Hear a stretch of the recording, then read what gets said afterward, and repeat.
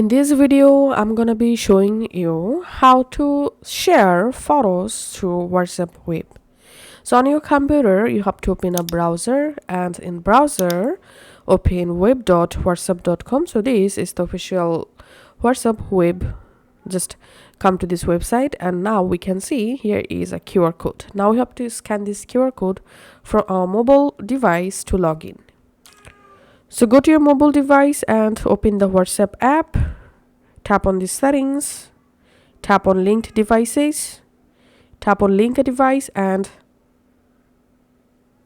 scan this QR code using your phone.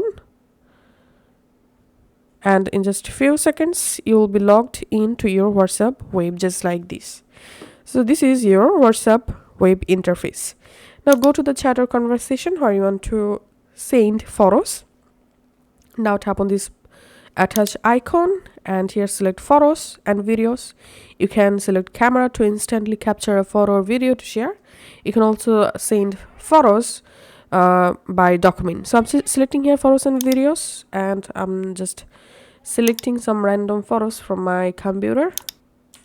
Selecting this photo for example, and you can write something here, tap on send, and we can see the photo successfully shared through the WhatsApp web.